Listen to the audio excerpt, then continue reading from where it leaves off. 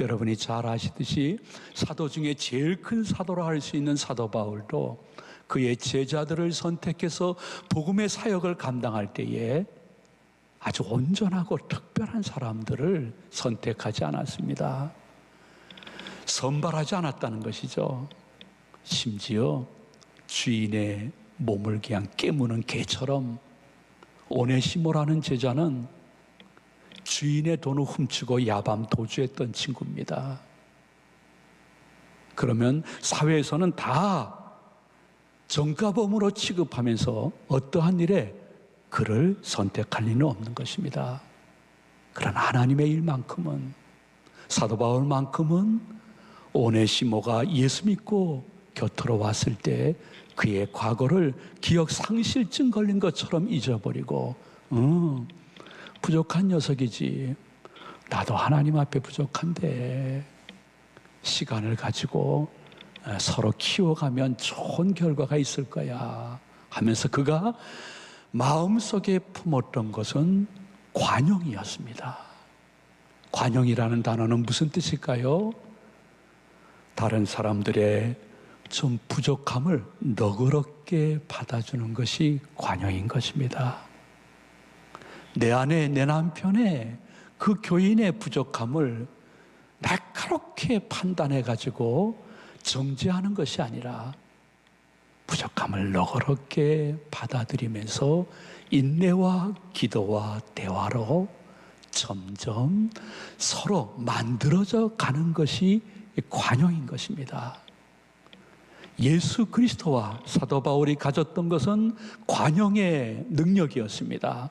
지금 이 말씀을 듣고 있는 저희 가정 여러분, 가정생활과 교회 사회생활 할 때에 새해에 관용의 능력을 성령의 도움으로 받으시기를 축복을 드립니다. 여러분이 잘 아시죠? 하나님께서도 마찬가지입니다. 똑똑하고 용맹스러운 에서를 택하여 쓰시지 않았습니다.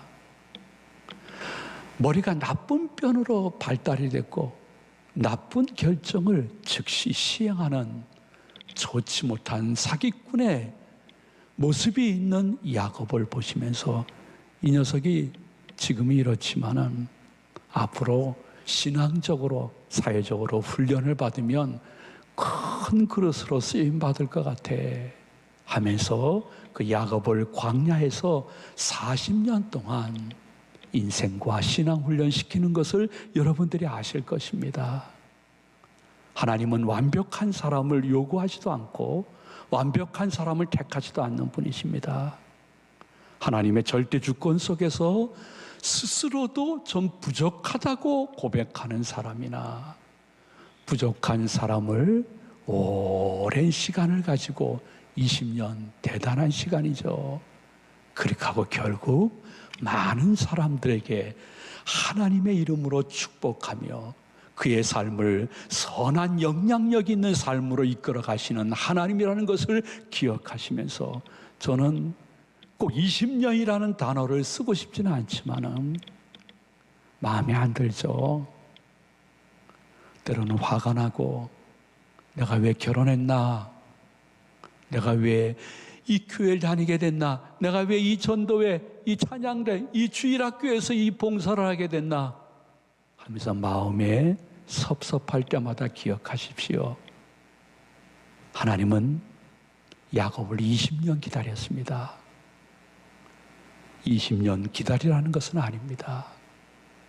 생각보다 조금 더 관용하면서 기다리면 성령이 그에게 역사할 때가 있을 줄로 믿고 가능성이 아니라 믿음을 가지고 관용의 은사를 여러분들이 새해의 첫 선물로 받으시기를 예수 그리스도의 이름으로 축원해 드립니다. 사랑하는 저희 가족 여러분, 우리는 피차 완벽한 사람이 아닙니다. 피차 서로 함께 시간을 가지고 부족함을 채워나가야 될 사람들입니다. 조금 더 인내하고 참게 되어지면 하나님이 준비한 좋은 것을 볼 수 있는 이 세상과 대한민국 그리고 교회와 우리 가족이 될 줄로 믿고 관영이 여러분의 몸속에 들어와 인격이 되어지고 삶이 되어지는 축복과 은혜가 있었으면 좋겠습니다. 올해는 2021년 서로의 부족함을 이렇게 소통으로 버무리다가 채움의 은혜를 받을 수 있는, 우리 한번 다 같이 봉독해 보도록 합니다. 서로의 부족을 소통으로 버무리다가 채움의 은혜를 받는 우리 제가족 모두가 되시기를 소망을 드립니다. 이게 얼마나 중요하냐 하면, 하나님이 쓰시는 사람이나 하나님의 지혜를 받은 사람은 독특한 특징이 있는데, 그것은 자기의 실수나 잘못을 생각보다 빨리 인정하는 사람입니다. 그리고 자신의 실수와 혹은 잘못을 통해서 아버지 하나님의 성령이 주시는 교훈과 깨달음을 생각보다 빨리 아는 사람입니다. 그리고 자신의 부족함을 인정하고 미안합니다, 미안해, 날 용서해줘, 우리 시간을 가지고 잘해보자 할 수 있는 사람은 바로 성령과 말씀에 감동되어진 성도들인데, 그러한 성도님들이 되어지기를 위한 것은 결코 한편의 설교를 듣는다고 되어지는 것은 아닙니다.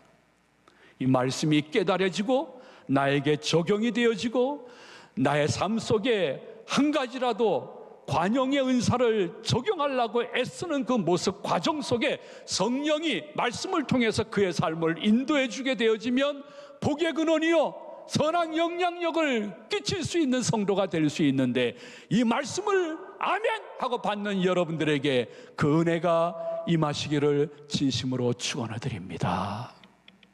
우리가 마음속에 하나님을 사랑하고 두려워하지만은 매일 만나는 내 가족과 교인, 사회생활 속에 그 사람들과 같이 하루를 혹은 1년을 살아가야 되기 때문에 내가 바로가 되지 않기 위해서 최소한도 몇 가지는 차곡차곡 내 마음에 쌓아둬야 됩니다. 제일 먼저는 인간관계 속에 비록 가족이라 할지라도 이심전심은 거의 없습니다. 우리는 착각할 때가 있습니다. 이심전심. 저분의 마음이 내 마음과 똑같을 것이고 내 뜻이 저분의 마음속에 동의할 거야. 근데 이심전심은 거의 없습니다. 착각입니다. 내 마음은 내 마음뿐일 것입니다. 상대방의 마음은 다를 수 있습니다. 시간을 가지고 서로 대화하거나 기도하면서 만들어가야 될 것이 우리들의 마음이요 관계인 것입니다. 또 하나 생각해 볼까요? 그것은 나의 주장이 항상 옳다는 생각을 버려야 되는 것입니다. 우리 마음속에 내 주장은 항상 옳아 하는 것이 잠재해 있습니다. 특별히 어떠한 분들에게 잠재해 있는 거 아니? 자존감은 낮은데 자존심은 강한 사람에게 나는 항상 옳은 거야 하는 것이 가족과 교인들 사이에 나도 모르게 이미 성품화되어진 분들이 계신 것입니다. 그 무슨 일 혹은 선천적 후천적 그 영향으로 말미암아 자존감은 엄청 낮습니다. 자존심은 엄청 셉니다. 내가 이 모임에서 이 가족들 사이에서 이 교회 속에서 내가 결코 지지 않을 거야. 자존심은 셉니다. 근데 내가 항상 옳다고 말할 수 있는 분은 아버지 하나님 외에는 없습니다. 저 포함 우리 모두 항상 옳을 수가 없습니다. 제가 자주 사용하는 말, 힘들고 어렵고 가족끼리도 하나 안 될 때 늘 기억해야 될 것은 나를 내 밖에서 보지 않으면 죽을 때까지 안 바뀝니다. 죽을 때까지 내 입에서 미안해, 용서해줘, 내가 한번 잘해볼게요, 기회를 한번 주시죠, 절대 안 합니다. 직분과 상관없이 이 함정에 스스로 빠지거나 이 감옥에 스스로 빠지지 않기 위해서 늘 마음속에 기억해야 될 것은 인간관계 속에는 이심 전심은 없고 내가 항상 옳다는 생각을 새해는 버리게 되어지면 더욱더 생각보다 살만한 가정, 교회, 사회생활이 될 수 있다는 것을 우리 믿는 사람들, 우리 제2교회 교인들은 정말 뼛속 깊게 간직해야 될 것입니다. 또 하나 우리 사람들끼리 살아가면서 저도 잘못하지만은 추구해야 될 것이 있다고 하면 그것은 듣는 귀와 이해하고자 하는 마음을 품어야 되는 것입니다. 듣는 귀 그리고 이해하고자 하는 마음을 품으면 놀라운 일이 생깁니다. 내가 작고 큰 어떠한 모임이나 가족끼리의 관계에 있어서도 내가 조금이라도 들으려고 하고 이해하려고 하면 상대방도 듣고 이해를 조금이라도 하기 시작하는 때가 있는 것입니다. 이건 상호복집으로서 철저한 것입니다. 물론 그 안에 사단이나 악기가 꼈다 하면 그 기간이 좀 길 수 있으나 절대 잊지 마십시오. 내가 조금이라도 들으려고 하고 이해하려고 하면 사람은 영물이기 때문에 그 표정만 보고라도 어느 때가 되어지면 그도 조금 듣고 이해하려고 합니다. 여러분, 운동선수들이요, 투수가 타석에 나온 자기를 고의로 볼을 던졌는지 실수로 던졌는지 90% 이상 안다고 합니다. 왜 그럴까요? 사람은 보이지 않는 내 마음속에 확실한 감성이 있기 때문에 저 선수가, 저 투수가 고의로 던졌구나, 화나서 뛰어나가서 싸우려고 하는 것입니다. 아니야, 실수야, 실수. 인류로 나가야지. 표정만 보더라도, 말투만 보더라도 넉넉히 지금 가족에 있는 그 아픔이 조금이라도 해결될 수 있는 비법은 듣는 귀와 이해하고자 하는 마음을 조금이라도 갖는다고 하면 그 돌 같은 그분도 점점 녹아지는 것을 볼 수 있는 새해의 기쁨과 은혜가 계시기를 축복을 드립니다. 인간관계 속에 우리가 하나도 혹시 마음에 필기하시는 분들을 위해서 혹은 직접 필기하시는 분들을 위해서 말씀을 드린다고 하면 우리가 같이 관계를 나눌 때에 내가 하고 싶은 말보다 그가 듣고 싶은 말을 하는 훈련을 해야 됩니다. 우리는 다른 사람이 이야기하는데도 이야기 중에도 내가 하고 싶은 말을 머릿속에 기억하고 있는 아주 우매한 사람들입니다. 그러나 예수님 그리스도께서 우리들에게 보여주는 영성은 무엇이냐 하면 예수님은 자신이 하고 싶은 말씀만 한 것이 아닙니다. 그가 듣고 싶은 말을 하셨는데 너무 무지해서 모르면 비유, 예와 사용해서까지라도 그가 듣고 싶은 말을 하셨던 것입니다. 소통의 대가는 예수 그리스도였습니다. 그런데 목사님, 더 이상은 이 사람하고는 아닌 것 같아요. 저는 이제 감정 충돌을 피하지 않겠습니다. 이제는 내가 어떻게 해서라도 감정으로 같이 대항하겠습니다. 더 이상은 아닌 것 같습니다. 하는 가족이 있습니까? 교인이 있습니까? 혹은 회사에서 그 누가 있습니까? 제가 좀 무지한 말씀을 드릴게요. 이제는 감정 충돌로 가도 마땅하다고 생각할 그때에 한두 번 더 참으셔야 됩니다. 아니면 두세 번 더 참으시면 더 좋습니다. 결과가. 마음속에 현실 속에서 뭐 이루어질 수 있는 일인가? 여러분 마음속에 이거 목사님이 내 처지 돼 보십시오. 저도 그런 처지 많았습니다. 목사이기 때문에 얘기를 못할 뿐이지.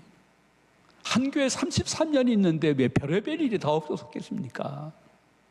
그러나 늘 마음속에 그것이 교역자이든 교인이든 그 누구든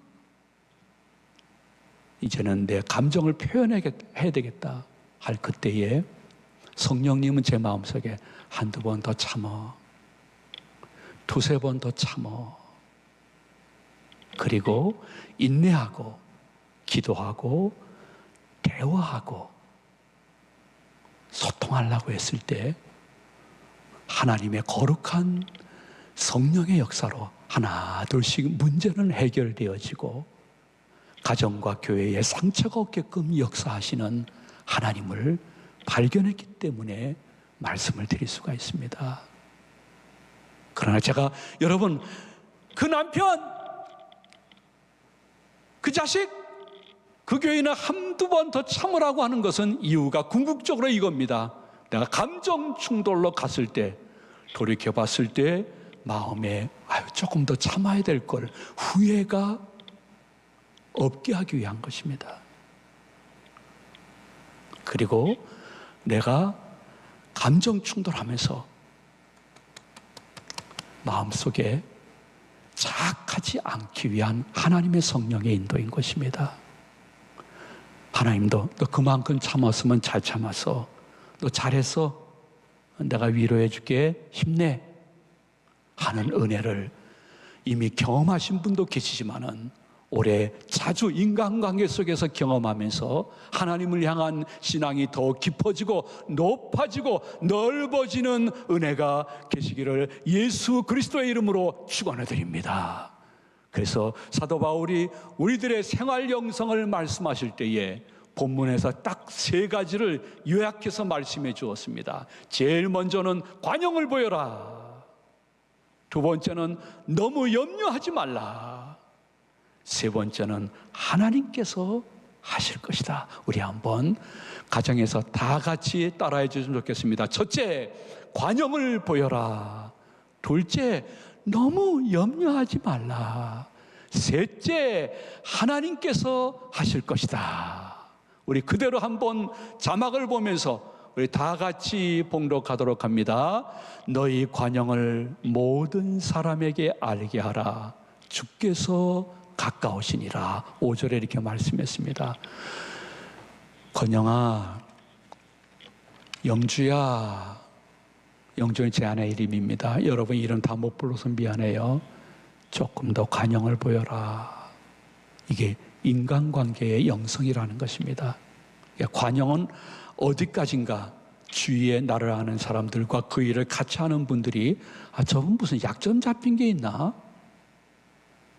저분 뭔가 뒷덜미 잡힌 게 있는 것 같아. 그러니까 저렇지. 할 때까지 관용을 보여라.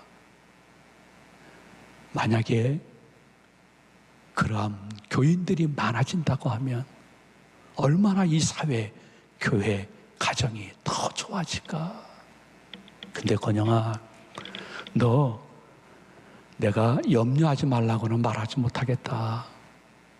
그런데 너무 염려하지는 말아라. 이제부터 내가 할 건데, 내가 앞서가면서 할 건데 염려는 하지만 너무 염려하지는 말아라. 사도 바울이 이것을 이야기한 이유가 있습니다. 그 당시에 빌립보 교회나 초대교회는 지금과 같은 기성교회 모습이 아니었습니다. 유대인 가운데 기독교인으로 개종하신 분들이나 우상 숭배했던 분들 중에 그 지역, 그 도시, 그 마을에서 예수 영접해서 오신 초신자들이 가득한 상태였습니다. 말씀에 체계적인 공부도 없었고 교회 안에서 인간관계는 어떻게 해야 될 것인가에 대한 말씀도 들어본 적이 없는 그 시절에 세상에 이들은 거의 다이너마이트 같았습니다. 조금만 감정이 뒤틀리더라도 교회 안에 어떠한 거짓 선지자가 들어와서 몇 마디만 하더라도 두 패, 세 패로 나누어서 아주 싸우는 모습이 너무 보기 좋지 않았던 것입니다. 아이고, 이렇게 너무 신앙의 문제라든지 인간관계의 문제라든지 혹은 아픔이 있을 때 해결하지 못할 때 너희들이 가질 수 있는 것은 오직 한 가지, 관용이다. 관용이라는 것은 강이 아닙니다. 강대 너는 약이 되라. 너라도 약이 되라.